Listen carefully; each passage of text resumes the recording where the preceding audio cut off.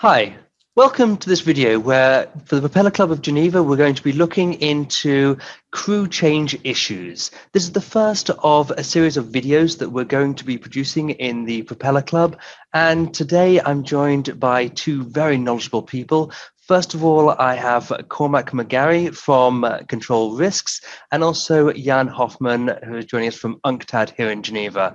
So before we get started, I'd like to just give them a chance to quickly introduce themselves and let us know what their area of expertise is. So first of all, Cormac, can you tell us a few words about yourself? Thanks, Richard. I'm Cormac Mc Garry with Control Risks, which is a global specialist risk management consultancy. I specialize particularly in maritime security, but maritime risk more broadly. Excellent. And Jan?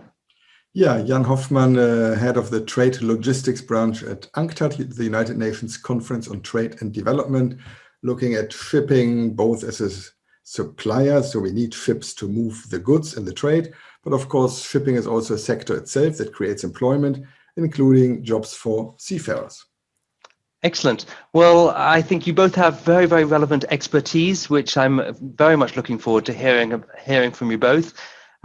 Control Risks and UNCTAD are both very valued members of the Propeller Club, and they both support us and have been doing so for a number of years. So today we're going to be looking at crew changes, and this is an issue which is affecting many people within the maritime community. Obviously, it's affecting the crew themselves, it's affecting ship owners, and it's also having knock-on effects to charterers. And we're seeing these effects across the board. First of all, the fact that it's been so difficult to have crew changes.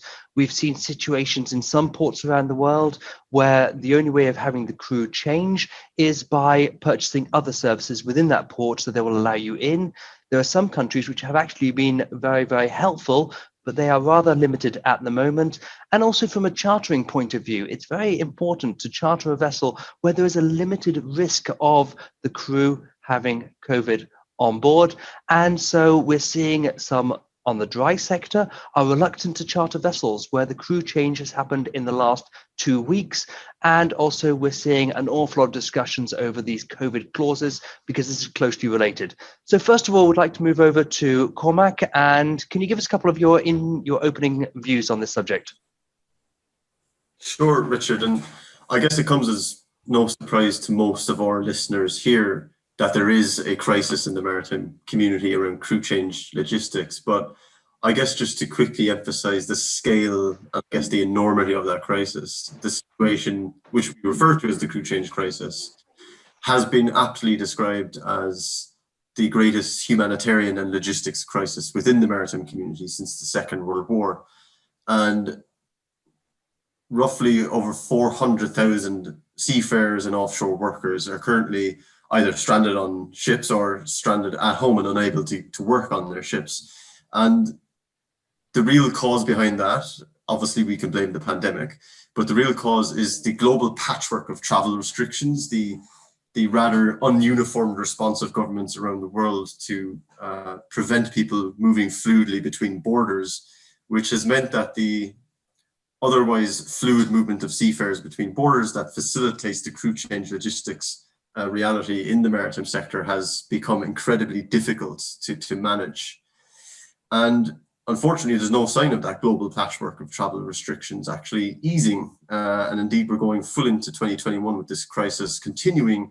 And if you follow the charts, those numbers are going up and beyond 400,000 currently. We don't expect it to end anytime soon.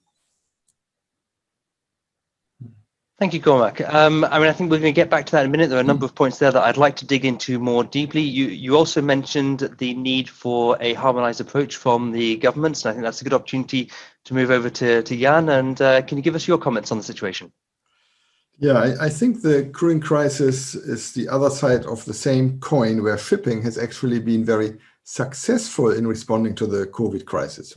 Compared to other modes of transport and many other services, which have suffered a lot under the crisis, shipping and ports have continued to deliver with the price that the seafarers are stuck. So who is to blame? You can't really blame individuals. As Cormac rightly said, there's a patchwork, it's a chain, and it's not just you need to get a seafarer off the ship. You have to ensure that at the same time the replacement arrives. So that requires some planning. And even before this, the weaknesses that have now been detected in the pandemic, even before this, crew changes were always a challenge.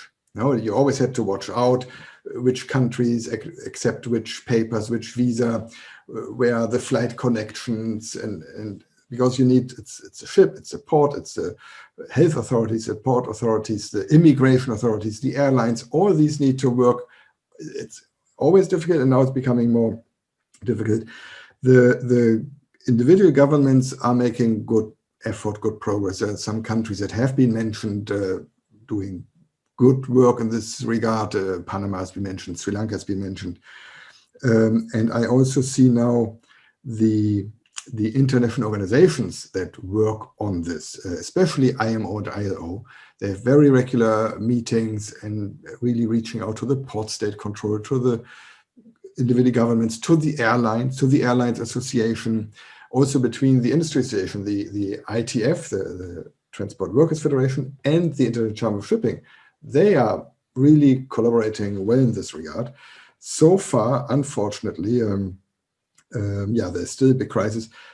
I think without all these efforts, the situation would have been much worse. And shipping that likes to be a bit in the, not so much in the limelight, over there, over the horizon, on the open seas, but now maybe we, if I consider us part of the shipping industry, should have been a bit more prolific, more outspoken, more visible, because now the challenge is to raise awareness. I come back maybe later on the little thing that we can do at UNCTAD in terms of reporting, awareness raising in our port program, and also with the General Assembly resolution that is being tabled in New York, the United Nations General Assembly. Thanks, Jan, for those comments. I think it's very interesting, some of the points that you're focusing on.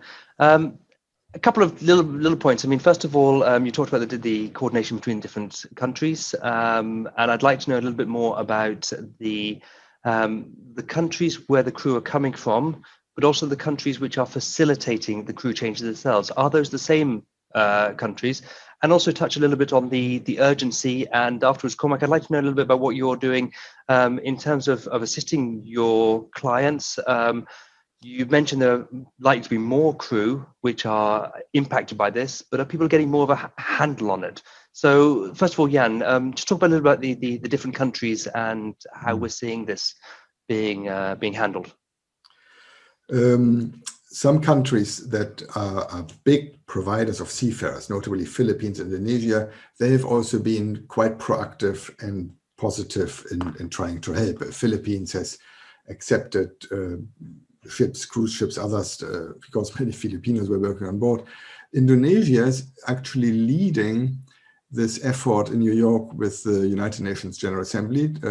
Just yesterday, the draft text was agreed that is being tabled now as a resolution that will, it's not yet approved, but I'm optimistic it will be approved, and which declares seafarers as key workers. Now, there was some discussion, is it critical worker, key worker, whatever, but we hope that this will help that in the individual countries, in all the United Nations member countries, better treatment can be given to them, because key workers have some facilities in terms of being allowed to move when others may be in lockdown, having facilities for border crossings.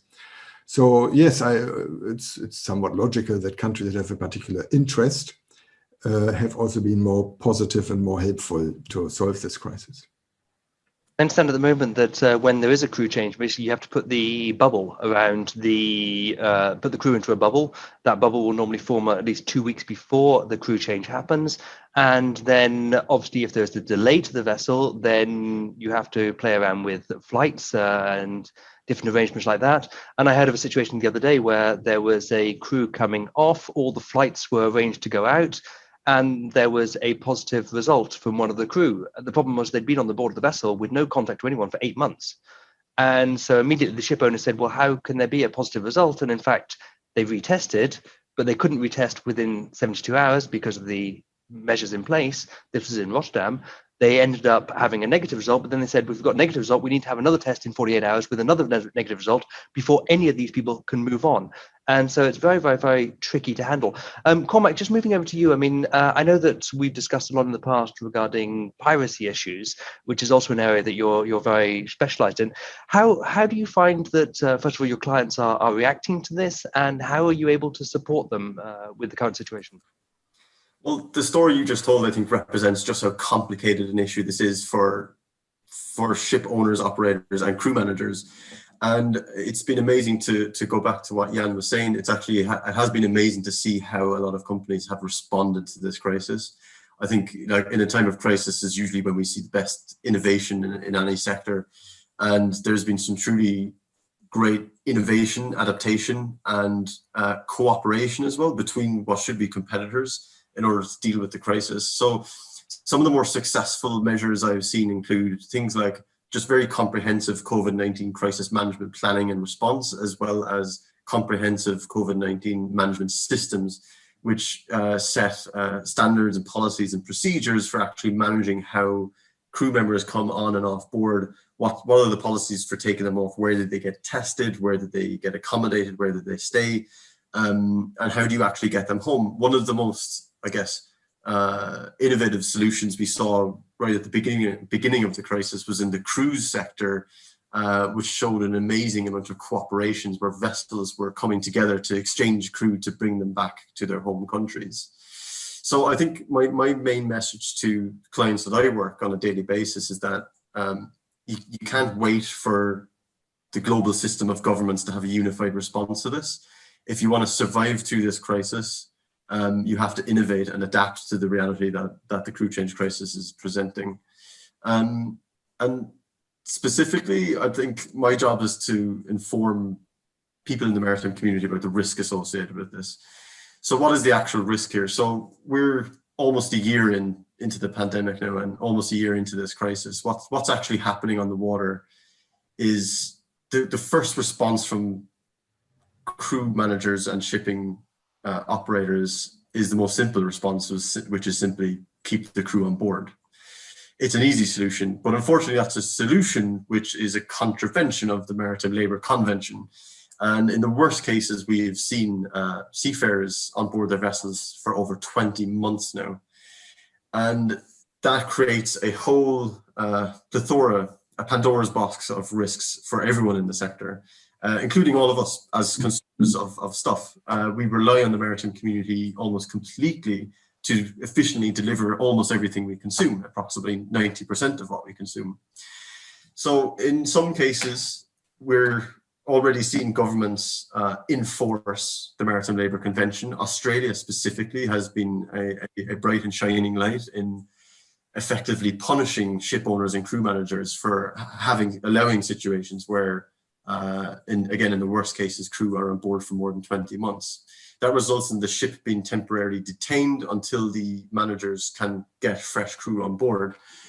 And what's interesting in those cases is that they have been able to get fresh crew on board, which shows that it is possible to do this. It takes a lot of effort. And unfortunately, for the rest of us, it means that the stuff that we consume and the commodities that we trade are going to have to be delayed a little bit, which is a harsh reality to have to face. And it's the demand from all of us to consume the way we do, and the demand for commodities traders and charterers to move cargo quickly and efficiently is really what's driving a lot of companies to have that first reaction, which is just keeping the crew on board.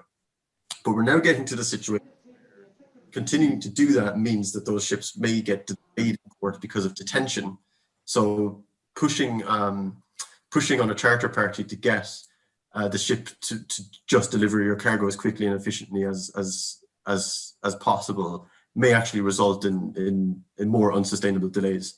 And I expect to see more of this going into 2021. I expect to see more governments enforcing and detaining vessels that have crew in contravention of labour conventions. We're already seeing various federations and unions supporting action for seafarers to enforce their own rights. So as well as vessel detentions, we're already seeing crews voluntarily diverting the ship away from transit to get crew members home, which a master has absolute authority to do. And one of the reasons they don't exercise that right as often as they could is precisely because they understand, first of all, their duty, and also their duty to us as consumers and to charter parties and also to the people who pay them. And I think going into 2021, especially I think a lot of the audience that will be listening to this, which will be in Geneva and in that commodities flow world, we should be expecting these kind of delays to impact commodity flows a bit more into 2021. We don't expect to see a complete supply chain collapse, but these issues will get more prominent. And it's also, this situation has also opened up a third door to risks, which is something that was developing before the pandemic came along, which is around the realm of ESG, environmental, social, governance issues. As a risk management consultant, I find myself in much more demand to help clients understand, for example, labor and human rights issues in their supply chains. And I'm working for a lot of companies literally this week to find gaps in their supply chains where there might be labor rights abuses. And what's happening in the shipping world right now is human rights and labor abuses. Crew being on board for 20 months is effectively illegal, if for want of a better word. And the longer this continues, the more consumers and clients are going to want to see that in their supply chain and try and weed it out. And that's where they're going to find the companies, going back to where I just started, that's where they'll find the companies that have managed to innovate against this and adapt to it. They'll get those companies to replace the ones that are more willing to simply go with the flow and break laws and put their crew in danger. Thank you, Cormac. As always, whenever I ask you a question, you always have a very elaborate answer, and you touch on so many different relevant points. A couple of things I'd just like to unpick there, and then Jan, I'd like to come over to you because I think you've got a lot of interesting points to add. First of all, you mentioned the cooperation between. Is there much cooperation between different companies, or do you see, so essentially you said there are procedures being put in place, there are methods of doing this. Are those procedures and methods, two questions really, are they being harmonized across the industry? Do you see industry bodies such as BIMCO and ICS, Intertanko, coming together and bringing those into harmony? Or do you just see companies each individually putting in place these procedures themselves? So I think I'll speak on the industry side, and I think Jan is probably more qualified to talk about governments, but there's definitely, as I said, I think in the time of crisis is when you generally see the best kinds of innovation, and it has been astounding to see the cooperation between what are normally competitors. I've literally been on calls with clients of mine who are competitors, and we've shared ideas and shared how to respond to this crisis logistically, and how to mitigate risks within their sector. Seeing what's happening, I guess, going up to IMO level, and seeing IMO kind of being at the top of a pyramid, which includes all the other associations, federations, and unions, having this unified call for cooperation and a unified demand on governments to treat seafarers as key workers. It's an amazing show of cooperation, and I guess it shows why we call it the maritime community rather than the sector all the time, but it also shows just how significant this crisis is. And I think, as Jan said, the shipping community is one which tends to prefer to keep in the dark a little bit and not shout from the rooftops about its business.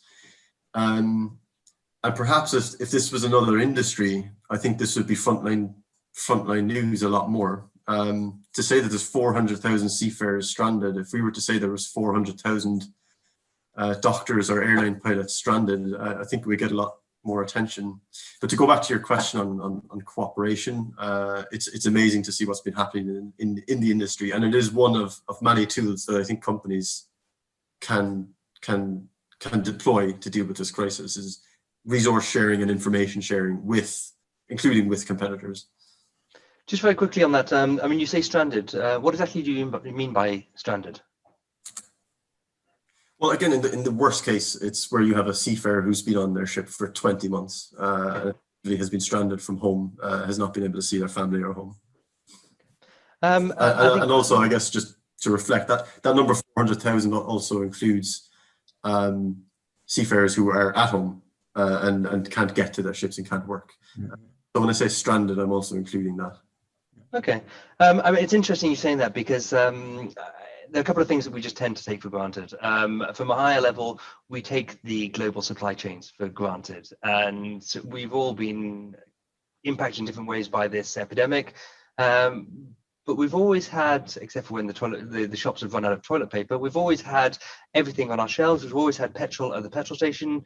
At no point have we run out of anything. Considering how limiting it has been on our daily lives, it's amazing how these things have carried on going.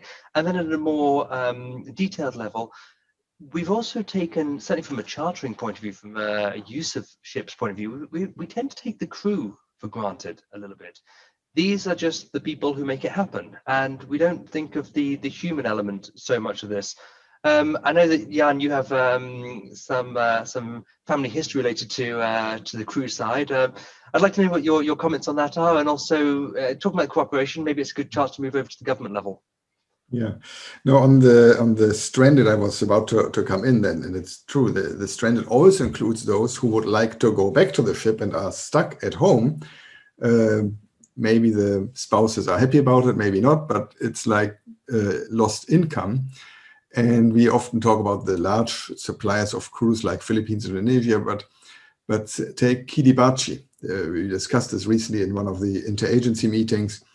There are seafarers who want to leave and need to be changed, but there's only one flight every so and so many days, and there's only space for 30 people, and it's just a logistics issue. And so although it's not a big number for the world supply chain, for the country, it's really a big problem.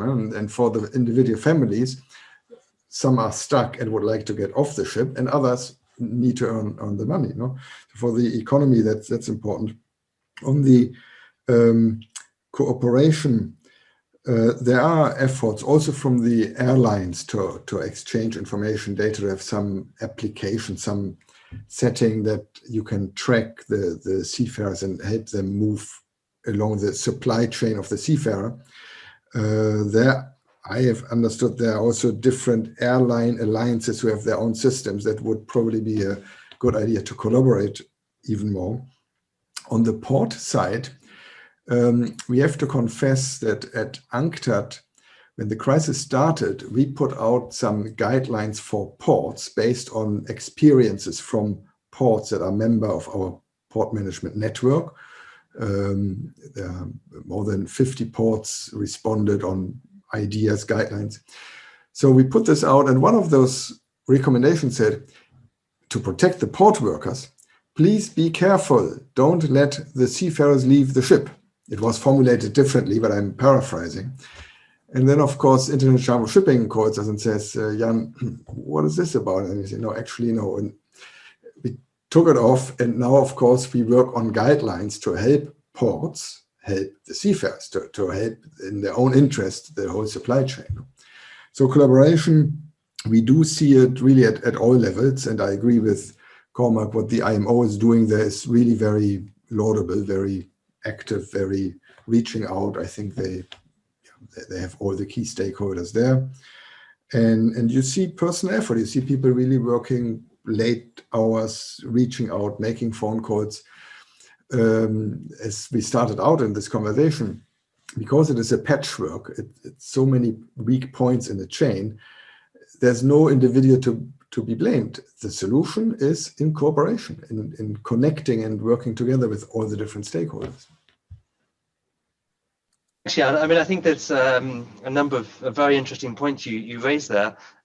Also, I guess the crew that we're talking about, as I said, we're talking about 400,000 people. On the overall scale of things around the world, that's not a tremendous number of people, but it is an awful lot. And considering the fact that we're talking about a very limited number of countries that do supply the world's crew farers, and I mean, obviously, by any standards, it is a lot of people, but it's I think it's important to realize that, you know, we're not talking about these people being shared across every country in the world. I think that the number of countries that actually actively supply crew is quite limited. I mean, Jan, do you have any, off the top of your head, do you have any numbers on that? You know, where the majority of these crew are coming from? The largest supplier in total is China, but many of the Chinese work actually in Chinese waters, yeah, on domestic, cabotage, and so on. And then for international shipping, it's Philippines, Indonesia, Ukraine. So for them, it's really important. And as I said, sometimes you have small countries that are not that aware. We just published new maritime country profiles at UNCTAD. For every country in the world, you can see what's the market share that country has in ship owning, ship registration, port traffic, shipbuilding, and seafaring. And then sometimes you see, wow, there's a big bar. It may only be 0. whatever percent of the world, but compared to the 0.0 something share in the population, it's a lot. So there I was just pointing out, I was looking at Cambodia, Myanmar, Kiribati. There are some small, mostly Asian countries, but Honduras also. For Honduras, it's not so much, not many people in total, but for Honduras, seafarers are important as generating income for their families. I imagine, as the nature with a lot of these types of jobs, those people probably come from close communities as well. And so they're even, you know, they're certainly not equally shared around the world. They're certainly not equally shared within these countries. And so then it boils down to the issues that we have with the airline capacity and planes and trying to take off. I mean, I think there are a number of different topics I'd like to discuss. It's interesting, Jan. I mean, you always have to be careful of the law of unintentional consequences. You say, right, this is to protect the port workers, but actually that has an impact somewhere else. This is something that we're learning as we go along. It's also quite impressive to see how different organizations are reacting at this time, because we're talking about organizations that they tend to have a bit of a relatively slower process of reacting to situations, and having to react with such urgency has been very, very impressive. I think, unfortunately, we're going to have to bring this to an end. So what I'd like to do is, Cormac, if you've got a couple of words on just final thoughts or where you think this might be going, and then Jan, I'll ask you the same question. So Cormac, you first. I take back, this issue came back the last time I was speaking at the Propeller Club, actually, which is the human side of shipping. And I'd like to emphasize that, I guess. The human side of shipping is very much in the context of this crisis, but generally coming much more into the lenses of the consumers of the products that we're trading. And within the next few years, I'm already working with clients who want to know more about the people that are trading their goods and the people that may be suffering as a result of the trading of those goods. So that is a big issue I would advise everyone in the club to keep an eye on over the next year or so. Thanks, Cormac. A couple of points I want to come back on that, but Jan, why don't I pass over to you? Yeah, I think so far we have been lucky that we have not had a major incident with accidents or press that is proven or can be said to really the cause is the crewing crisis. But there have been accidents where perhaps fatigue, perhaps other situations may have contributed. So we are lucky in that regard. So it's good that the pressure now comes from detentions, from imposing, from enforcing the Maritime Labour Convention. So let us do this. Let us apply the rules, and let us collaborate with all the different stakeholders to solve the patchwork of the crewing crisis. Yeah. Well, thank you very much, both of you, for all of your words. Very, very, very interesting, interesting different points of view of things, but certainly a very clear message that this is an issue. This is an issue for everyone involved, and it's an issue that's not necessarily going to go away immediately. It's going to last for quite a bit of time to come. Jan, you mentioned safety. Cormac, I think you touched on that as well. This is an issue. I mean, this is an issue. It's what you said, you know, understand the human element of things, which again, I think is very, very important, because these are people who are operating large vessels. We have situations where a bulk carrier goes aground and we can have a spill of 4,000 tons of fuel oil from a bulk carrier. And so there are huge, huge, huge implications of this, huge risks. We also have a situation with, you mentioned how people are looking into where their goods are coming from, and we are just actually up against, there's a vote in Switzerland on Sunday as the multinational, responsible multinational companies, essentially making companies responsible for their entire supply chain. And so this for me would fall directly into that. Now, whether that particular measure is going too far or not is a different debate from what we have here. We're talking about the changes going forward. And again, going back to your point, Cormac, we see a lot of discussion at the moment regarding emissions and decarbonisation. And this, for me, it's part of a very similar discussion. And it's the fact that the traditional world of chartering, the people using these vessels, were quite disconnected from the final consumer. And now they're becoming more and more connected. The final consumer is more interested. And I think that we'll be seeing more and more labels on goods that we buy in supermarkets which say, this is the provenance of the goods, this is how they've been transported. Have they been transported on ships that respect human rights, that respect good labor laws? Have they been transported in carbon neutral conditions? And these are all things that I think are going to have a large impact on the environment going forward. And finally, I was listening to a podcast the other day talking about American football and the bubbles that they put together for that. And it's interesting because you see, I was talking about cooperation, but you talk about the fact there are a lot of lessons to be learned across the whole area of the economy. Different industries are all focused on the same problems in slightly different ways. And so I think a lot of lessons can be learned. That brings us to the end of this video. We're going to come back on behalf of the Propeller Club with other videos looking at some other very relevant topics. On that note, I'd like to say an enormous thank you to Cormac Mc Garry from Control Risks and to Jan Hoffmann from UNCTAD. Thank you both very much for your time. Thank you. Until the next Thank time. you.